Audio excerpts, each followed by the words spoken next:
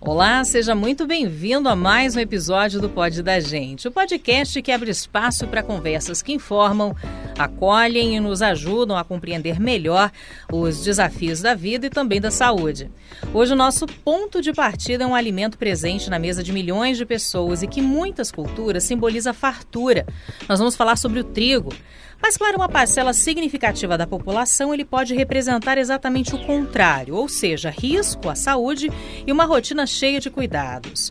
Pesquisadores estimam que cerca de 1% da população mundial seja portadora da doença celíaca. No entanto, as dificuldades no diagnóstico e a subnotificação podem fazer esse número ser ainda maior. Além disso, há desafios pouco conhecidos, como a contaminação cruzada de alimentos, que muitas vezes ocorre por simples falta de informação. Os sintomas também podem confundir náuseas, inchaço abdominal, aftas, dores de cabeça, infertilidade até atrasos no crescimento. Sinais que frequentemente se misturam a outras doenças do sistema digestivo, como a intolerância à lactose ou a síndrome do intestino irritável. E os desafios não são apenas físicos. A doença celíaca também pode trazer impactos sociais e emocionais, especialmente entre crianças e adolescentes, tornando essencial um acompanhamento multidisciplinar que inclui orientação nutricional, médica e também o apoio psicológico. Neste episódio, nós vamos falar sobre direitos, diagnóstico, informação e qualidade de vida. Quem conversa com a gente é a gestora pessoal e patrimonial, a Gabriela Polesso Barcarolo, que explica como a legislação brasileira protege os consumidores celíacos desde a obrigatoriedade de informações nos rótulos até a garantia de cardápios adequados em escolas e hospitais.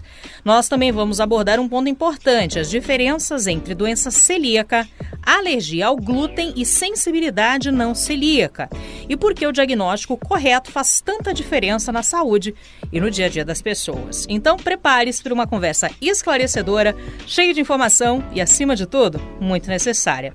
Eu sou Noriana Beren e esse é o Pod da Gente. Nós vamos juntos. Vamos começar a nossa entrevista, então. Você tinha me pontuado algumas questões relacionadas a esses direitos gerais dos celíacos. Então, vamos de ponto a ponto, que eu acho que você, enquanto profissional, tem muito mais condições de nortear e trazer as informações que tu acha mais pertinente. Começa falando, então, pra gente sobre esses direitos gerais dos celíacos. Você também convive com essa questão, com essa limitação, ou não você presta só suporte para essas pessoas? Exatamente. Eu sou diagnosticada com a doença celíaca desde o ano de 2004.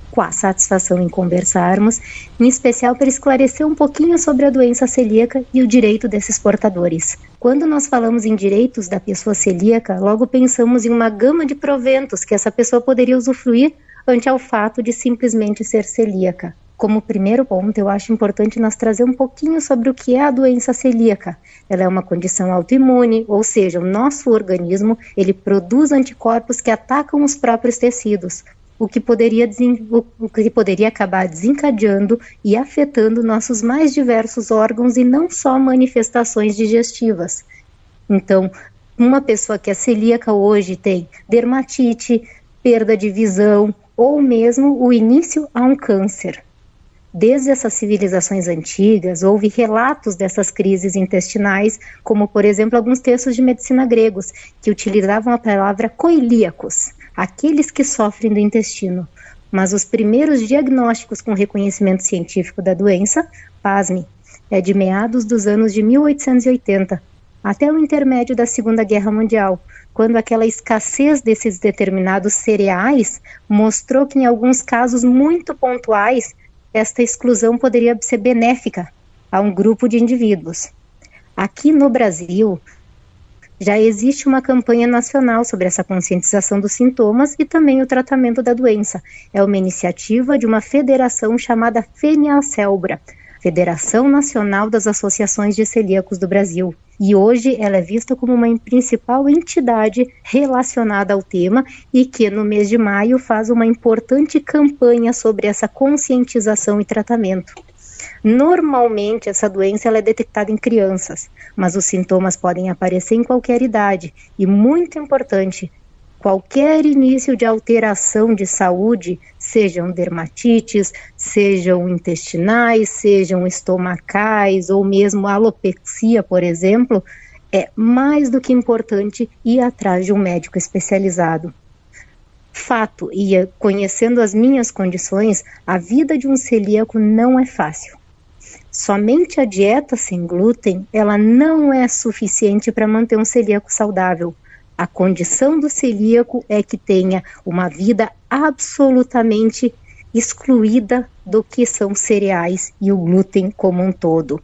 Hoje, o glúten é presente no trigo, no centeio, na cevada, na aveia, dentre outros grãos transgênicos, que já aparecem em essas inscrições.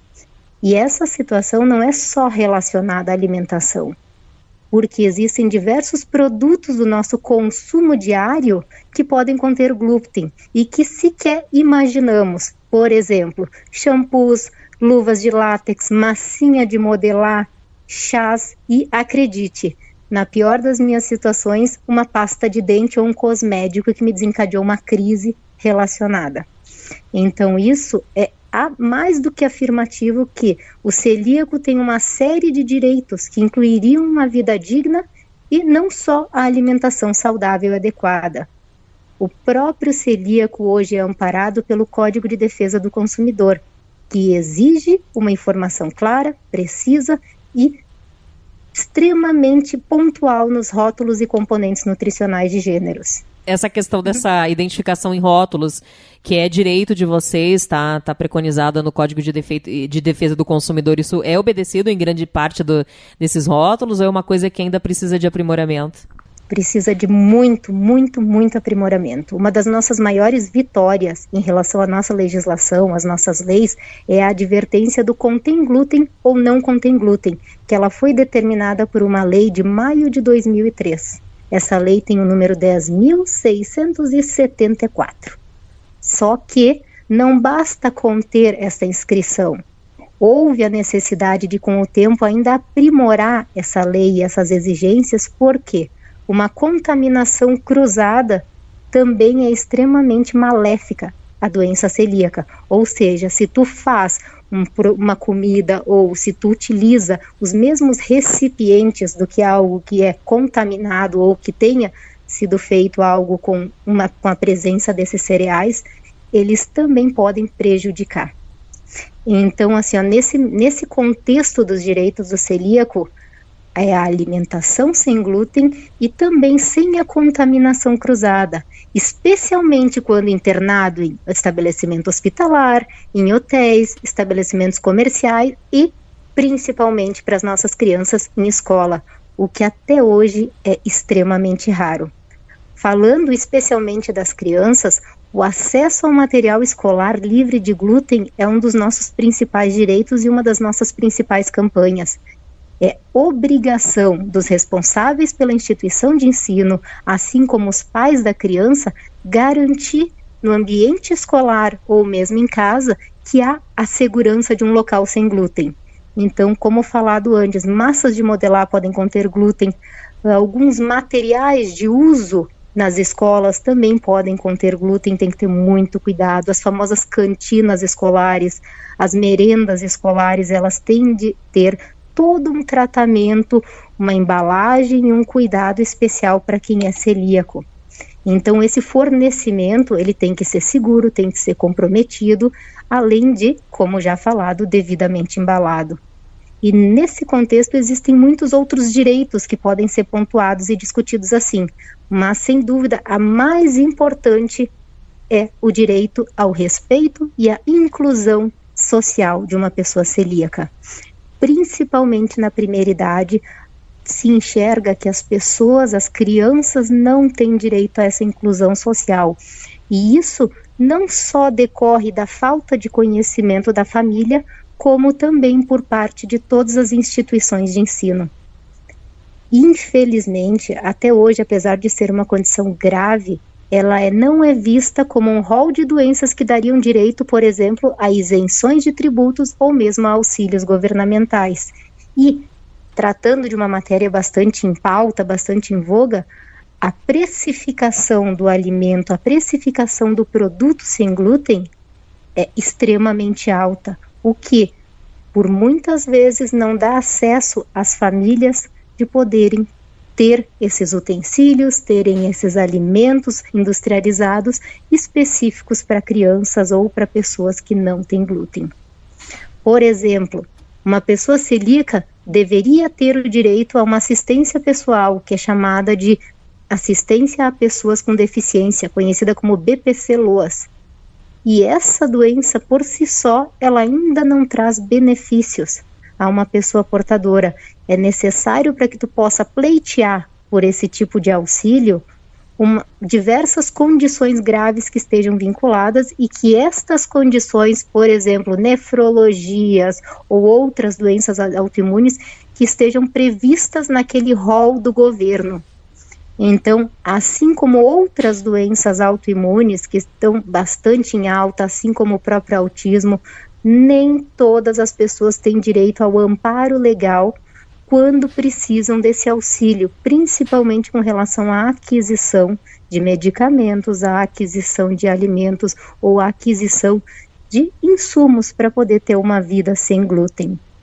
E é nessa hora que eu trago um pouquinho de auxílio em relação a essas pessoas, em relação a essas famílias, para vir e buscar administrativamente, em primeiro momento, os direitos de cada indivíduo. E em situações extremas também, quando é negado pelo governo via administrativa, o judicial. Aí já fazendo o gancho com esse segundo ponto que tu fala nos direitos em relação a órgãos públicos, instituições, e que essa questão que já interliga com essa questão de ações judiciárias, também conta um pouquinho pra gente o que pode ser feito nesse sentido? Com certeza. Nessas horas, o apoio de pessoas que são especializadas ou que detêm um conhecimento é que pode trazer a busca por esses direitos de cada um dos cidadãos. Meu caso pessoal, com o apoio do Dr. Luiz Henrique Barcarolo, advogado, e já reconhecido dentre algumas situações de saúde, a gente identifica caso a caso as necessidades das crianças, adultos, adolescentes, para que se possa buscar desde medicamentos, o acesso gratuito a medicamentos, como também em casos mais extremos onde existe uma vulnerabilidade social na família, a exigência de que receba o auxílio governamental. Salvo isso, nós temos algumas isenções que podem ser pleiteadas, e essas isenções ainda dependem do quê? De uma complexidade do que é conhecido como uma deficiência. Por exemplo, eu sou celíaca. O celíaco por si só não tem o direito a algumas isenções, seja em grau de imposto de renda, seja em grau de ICMS, dentre outros. Mas o agravamento da condição de celíaco, por quê? Porque a doença celíaca ela é extremamente oportunista, ela não vem sozinha. As pessoas não são simplesmente celíacas, elas vão ter condições elas vão ter condições graves em relação ao nefrologista, elas vão ter condições graves em relação a cânceres estomacais, ou mesmo em relação a situações decorrentes do que? De um consumo ou da falta de cuidados pelo uso do glúten. Então, são uma série de situações que, em primeiro momento, é necessário um diagnóstico, por isso eu reforço, qualquer alteração de saúde que as nossas crianças, os nossos adolescentes, ou mesmo nós adultos, percebermos, é possível e deve ser buscado um profissional de saúde. Tratando um pouquinho do meu particular, certo? Até para que as pessoas entendam um pouquinho como é que decorre essa doença celíaca. Eu iniciei com dermatites. Essas dermatites, elas começaram a se agravar, foi-me diagnosticado uma série de alergias, tomate, camarão, das mais estranhas possíveis. E eu comecei excluindo isso, ao ponto de que mesmo com todas essas exclusões, eu ainda tinha obstruções de glote, ou mesmo crises anafiláticas. Então, o que ocorria? Chegou um ponto que eu tive medo de comer. E esse medo de comer, quando não bem diagnosticado, pode levar a uma anorexia. Depois do diagnóstico, houve todo um tratamento para exclusão, já tem um quadro de nefrologia.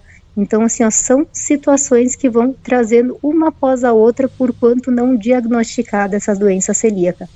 Graças a Deus, hoje, por todo o tempo de cuidado dos médicos, inclusive pessoas que eu me socorro, quando há necessidade em relação ao auxílio de um terceiro, de pedir opinião. Tenho hoje uma infectologista que me auxilia muito em relação ao que é a doença celíaca, até porque graças a ela hoje eu diagnostiquei. Então são situações assim que dependem de todo um conhecimento e depende da instrução da sociedade sobre a doença celíaca. Gabriela, eu queria te agradecer. Fico assim ao dispor de vocês quantas vezes como necessário.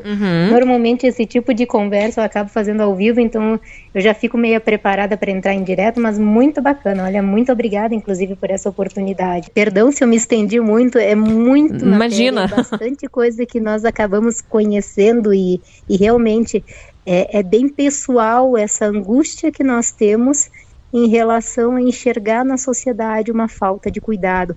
Ainda existe aquele preconceito do que as pessoas chamam de é frescura. Chegamos ao final de mais um episódio do Pod da Gente. Hoje falamos sobre a doença celíaca, os desafios do diagnóstico, os cuidados necessários no dia a dia e também sobre direitos que muitas pessoas ainda desconhecem, mas que fazem toda a diferença para garantir saúde, inclusão e qualidade de vida. Informação é um passo fundamental para reduzir preconceitos, evitar riscos como a contaminação cruzada e ajudar quem convive com essa condição a ter mais segurança na alimentação e na rotina. Agradeço muito a participação da Gabriela Polesso Barcarolo, que trouxe orientações importantes sobre legislação, rotulagem de alimentos e os direitos dos consumidores celíacos. Se você gostou desse episódio, compartilhe com outras pessoas. Informação de qualidade também é uma forma de cuidado. Lembrando que você pode sugerir pautas aqui no Pod da Gente. Lá nas minhas redes sociais você sabe como fazer contato direto aqui com o programa. Acesse @NorianaBeirant. E lembre-se, novos episódios do Pod da Gente trazem sempre histórias, reflexões especialistas para nos ajudar a entender melhor os temas que fazem parte da nossa vida, do nosso cotidiano. Eu sou Noriana Beirant e foi um prazer ter a sua companhia. Até o próximo episódio.